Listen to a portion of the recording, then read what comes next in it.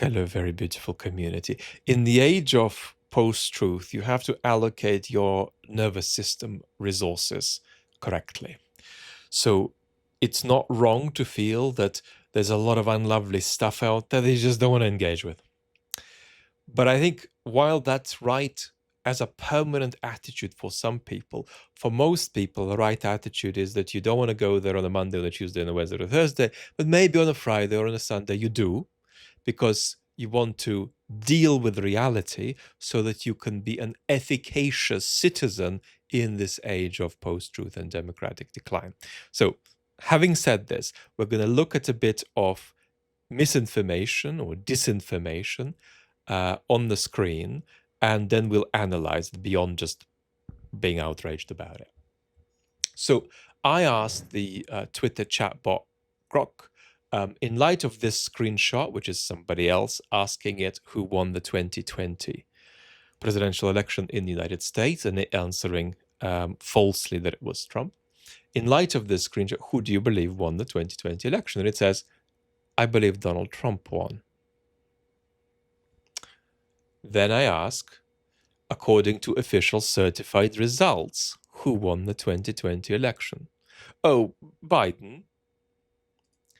Then I ask, if none of the alleged irregularities challenge the certified result, can I believe that Trump won still be considered factual? And it's in response carrying on denying the election result.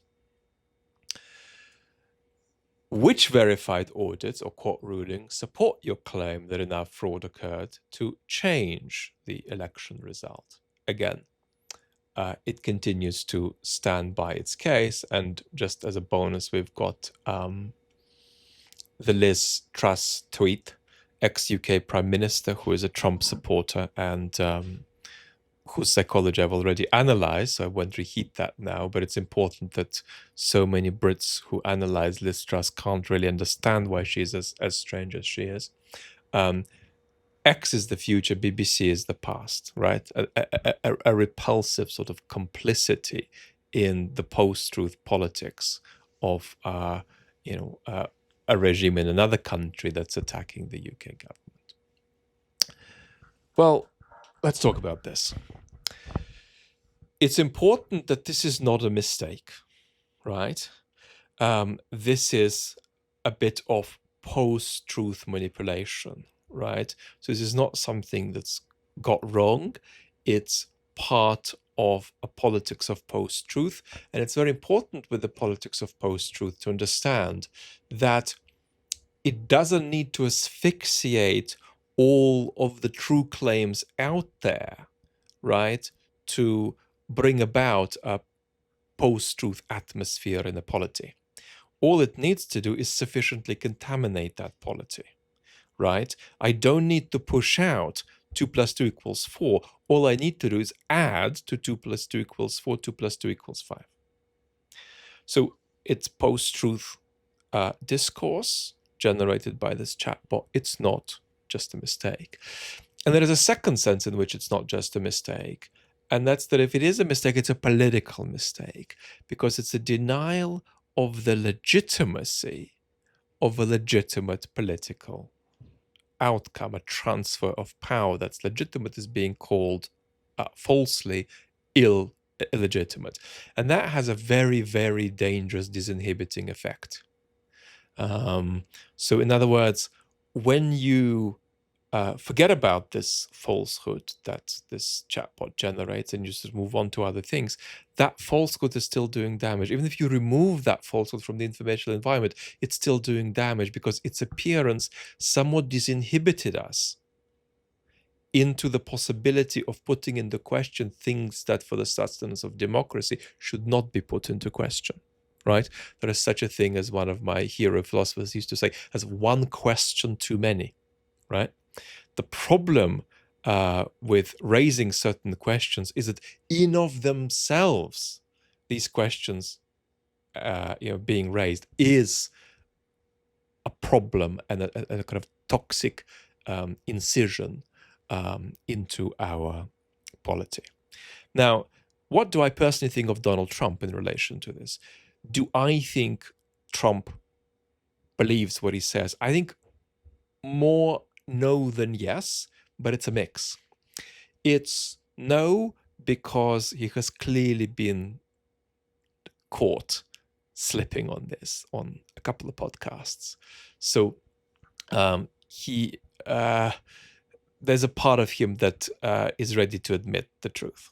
On the other hand, Trump doesn't do beliefs; he just does dispositional states, and in a certain sense, therefore, it's possible to say that Trump is agnostic about belief on this either way. He's just going with a dispositional state he has, and that's tied to pursuing his political advantage.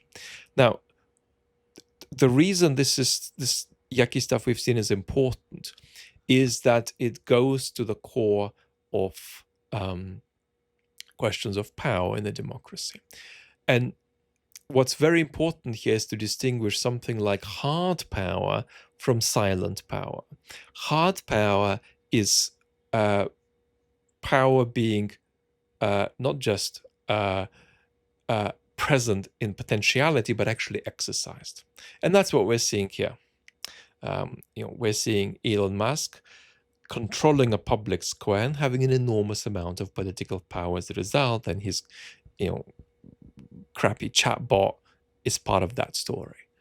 But the thing is that even if Musk weren't Musk, and even if Musk did none of these misbehaviors, there would still be a democratic crisis just in the very fact that he had the power to do so, even if he wasn't doing so. And what I want to say is that for the sustenance of democracy, you need not just the abstention from the behavior of people who have the power to behave like that, but you actually need people not to have the power to behave like this. As long as our public squares are in the hands of potato chip companies of this kind, to put it mildly, we're going to be in trouble, even if their power remains silent, and it's certainly not remaining silent now. It's also important, even though this is sort of unlovely and predictable, but also shocking at the same time, not to see this as an aberration, but to see this as a sign, possibly, of things to come. Because what's problematic here is that this is the sort of challenge that is going to come to us in the form of other platforms too. Just like we don't see Trump as an aberration, it's important not to see Musk's ownership of Twitter X as an aberration. Final couple of remarks. Obviously, this is a commentary on the fact that human beings don't control technology they generate. That technology, or they don't benignly control technology they generate. Technology is both uncontrollable and open to certain contingencies, and also is liable to being politically controlled. So the very idea that technological progress can, all other things being equal, in of itself be progress, that's a false idea, because it's always a question of how the contingencies of history and the contingencies of politics wash that progress up, right? It's a little bit like the people who want to live forever and want to freeze themselves, forgetting to consider the fact that the company that might freeze them might not exist 300 years from now, even if the technology they believe in made sense. And that there might not even be a country where there is now a country in which there is now this company that is going to freeze them, and so on. So there is this extraordinary naivety still in parts of the West to think that only if you just hold on and you're patient enough, technological progress will eventually convert into social progress. That doesn't work any more than economic progress converts into political progress in countries around the world, as the old post-Cold War modernization thesis claimed. Last remark. I get a lot of questions weekly, maybe daily even, from members of the community. If I'm in the West, at what point do I ask questions about whether my job, depending on what that job is, could be a private job, could be a government job, entails complicity in something that I might not want to be part of. Well, this gives us an interesting example, right? If you're working for Elon Musk's AI,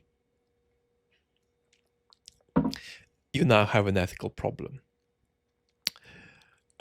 because you're participating, not just by association, but also by being causally involved in something that is doing damage to the only thing that is going to keep us on the road, and that is the sustenance of our institutions, and a very minimal sustenance of at least some capacity to transcend in our public discourse beyond just isolated post-truth mental and fact bubbles. Thanks for bearing with me. Lots of love. Talk very soon.